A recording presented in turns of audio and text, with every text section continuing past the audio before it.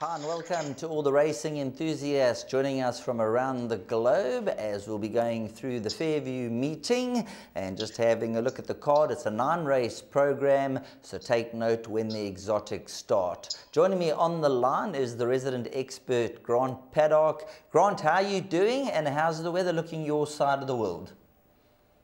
Morning Sheldon, morning punters. Yeah, weather's top class down this side. I'm doing all right, no complaints. We're ducking and diving the flu that's going around, but so far so good.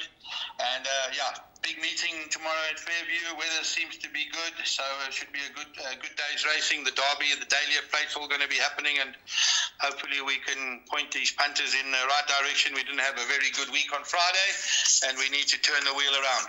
Well, that's the name of the game. We put that behind us and we fire the next arrow, which will be on Friday. So let's get straight into race number 1, where number 2, Consigliere, is your 28-10 favourite from the Gavin Smith stable.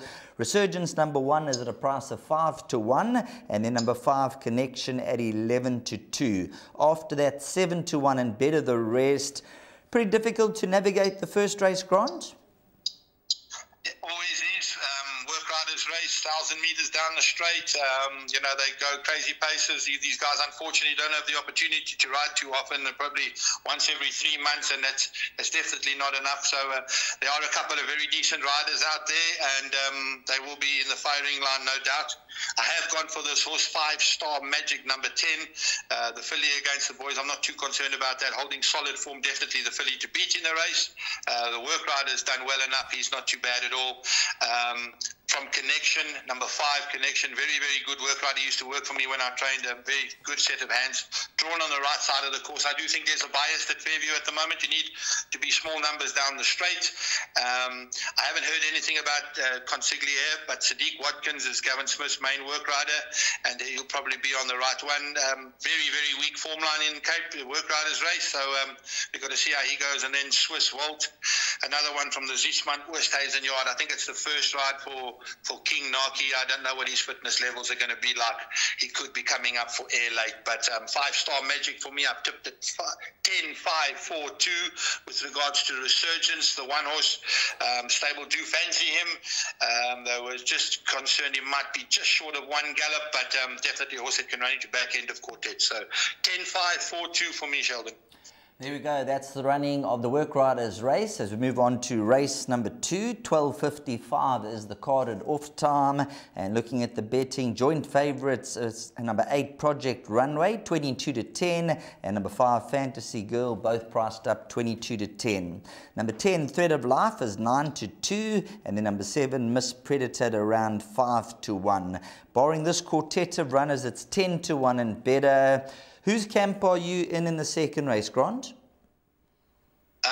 Definitely Fantasy Girl. She's my best bet on the card. I think she's coming on the right way. Very nice run last time out.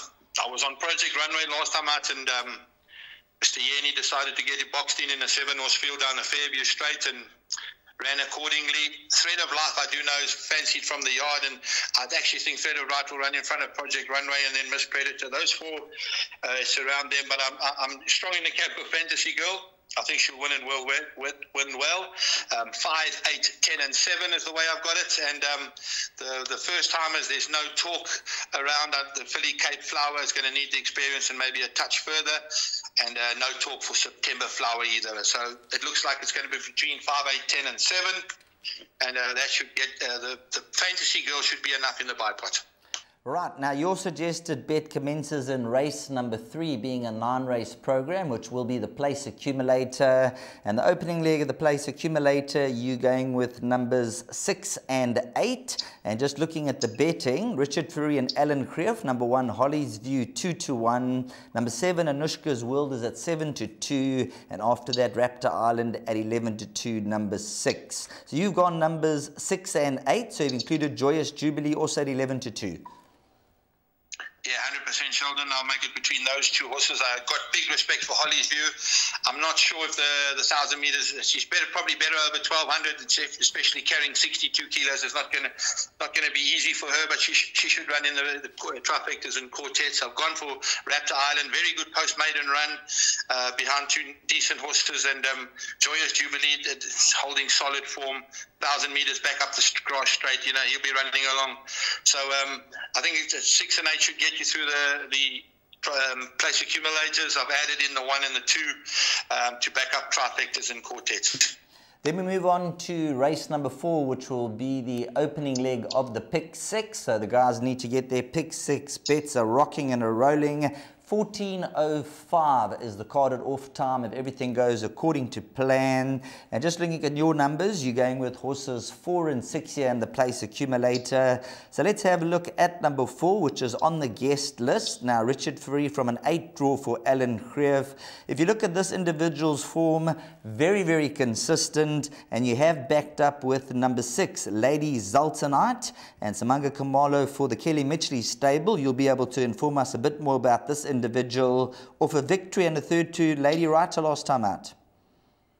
100%, Sheldon. I made it between those two horses with regards to Lady Zaltanite. The yardage saying she's just improving all the time.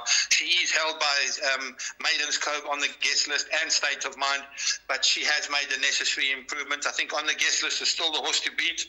Back to a mile. I don't think she quite got that Poly 1900 last time out. Better on the grass. So on the guest list, Lady Zaltanite, Maiden's Cove and State of Mind. Those 4 horses all have to go into the pick 6, and the Lady Zaltanite and on the guest list will be enough for the place accumulator.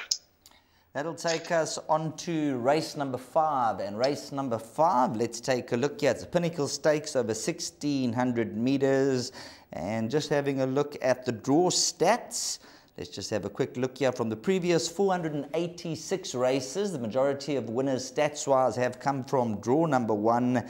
And that's going to put Grazing in the Grass. Draw 7, Richard Free, Alan Greef. That last stride on Grazing in the Grass, we all know Richard Free, how strong he is. He's just magical when it comes to those type of finishes. Grant? There's no doubt, he's top class, and that's why he is where he is at the moment. Coming back to this horse, Grazing in the Grass, he's done absolutely nothing wrong. I see Alan has slapped a set of blinkers on, obviously, because it's the mile. He's got a lot of work to do. That 1900, he was very, very hard-ridden to get up. I honestly think Cherry Anu is a better horse on the grass over a mile. If it was any further, I would have been strong in the camp of Grazing in the Grass. But they'll run 1-2. I've got Bush Tracker to run 3rd and Global Alley to run 4th back on the grass. He's got to have a small chance. But Cherry Anu to beat Grazing in the Grass. And I think I've gone just those 2 in the place accumulator, and just those 2 in the pick 6 will suffice. And then just number 11, Kingdom of Heaven. For those who follow the stats out there, that draw number 1, there's been majority numbers. Obviously, you've got to weigh up the field and what they're taking on. But the stats suggest draw number 1 is a big effect. 100% Sheldon. Unfortunately, second run after a layoff and not the right kind of a race for him. There wasn't anything, and they needed to get that second run out of the way. He's a very, very nice horse, and he'll win races in PE. I just don't think on Friday. There we go. We now move on to race number 6, which is the listed Dahlia Plate, which is over 1,200 meters. And just having a look at this race, draw number 1, that seems to be the highest number of winners, and that will be worth following if you are a stats man. But when it comes down to your numbers, you're going with numbers 3, 6, and 10. So a trio of horses for you. 100% Sheldon. It's very, very tricky races. I don't like this race. It's a very open race. There's no doubt about it. Sylvanian's got to have a very decent chance. He's probably going to end up my short first pick. Happy Holly got beaten ahead by Splice the Main Brace. I think if Splice the Main Brace took up her position here, she would have been a short favourite. So Happy Holly, I think, is a very, very big runner. And especially with getting the 2.5 kilos fillies allowance, I think she's a massive runner.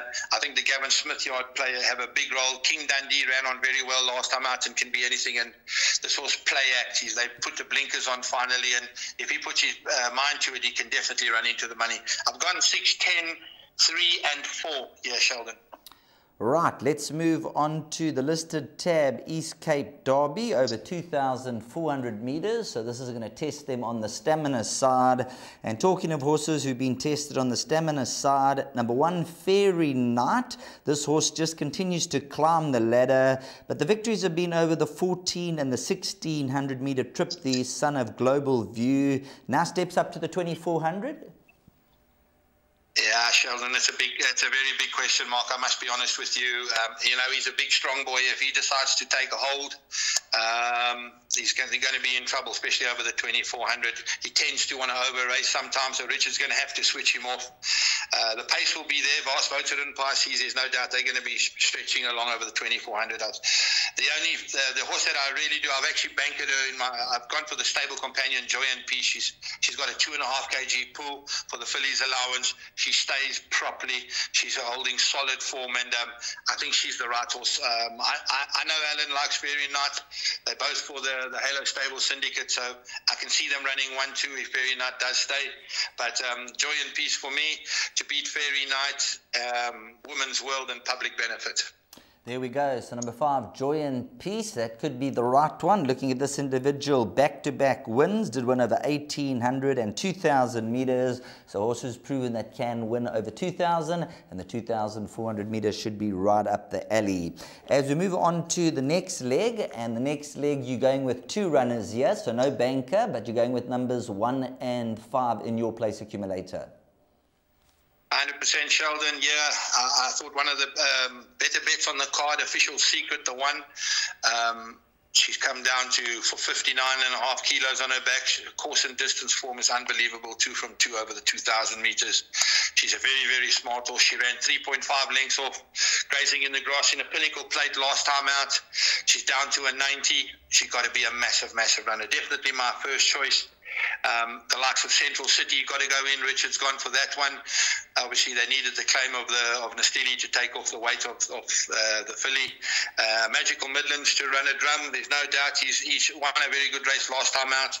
And then probably a horse like Jaegermoon, who's definitely down in class, can round up the quartet. So my place accumulator, I went the 1 and the 5. I think it could be a crap race this. And then bigger permits, you add in Magical Midlands and Jaegermoon. Right, then let's move on to race number 9, and let me just get the device to update here. And they have number 4, Body Electric. Richard Free, Alan Greef, the 4-year-old filly, 33 to 10. Number 6, Cabaret at a price of 11 to 2. Number 10, Red Sashes at 6 to 1. And then number 3, Princess Debs, which is around 10 to 1. And your roughie in the race is this horse, Princess Debs, from the Duncan McKenzie stable. Yeah, 100%. I think Duncan loves winning the last race of the day, and I hope that he can do it again in this race. Princess Debs for me, 10 to 1, definitely the wrong price. Drawn on the right side of the course. I think there is a bias, as I said. Low numbers down the straight, you want to be there. He's drawn 1. When Louis jumps on a Mackenzie horse, you got to prick your ears and have a look. Last time out, a very, very good run. 1.5 lengths to 3 rocks in a Pinnacle. She's down to a merit rate at 78, 10 to 1. Is definitely the wrong price. It's very, very good value there. I think Duncan's other horse, Pomodoro Magic, starting to find her best form again. A very good run last time out. She'll be there and thereabouts. Then Red Sash, I know this filly from Cape Town. She just needed her first run here, and she's definitely an improver. She's also a bit of a price, I think 6 to 1. And then obviously Body Electric to fill up the quartet position. Pick 6, you're probably going to have to go add in Symbol of Love. There's no doubt that's got to go into the pick 6, but I'm hoping Duncan can close the meeting with Princess Debs. Well, there you go. Princess Debs at around 10 to 1. And you also heard Grant mention number 8, Symbol of Love. So maybe 2 runners at big prices, 16 to 1 and 10 to 1. Maybe some exactors, some swingers, and throw them into your quartets. However, Princess Debs at 10 to 1, the way Grant is speaking, probably closer to 5, 6 to 1 race time. Grant, thanks very much for your input. We're going to put your slide up with your suggested bets for the day. And for all your followers out there, may it come to fruition. Thanks very much, Sheldon. Best bet, race 2, number 5, Fantasy Girl. My value bet, race 9, number 3, Princess Debs. And my suggested bets, the place accumulator goes as follows. 6 and 8, by 4 and 6, by 1 and 2, by 3, 6 and 10, by bank of 5, by 1 and 5, by 3, 4, and 15 for 144 Rand. Well, thanks very much, Grant, and have a wonderful day's racing. Thank you very much, Sheldon, and good luck to those punters tomorrow. Goodbye.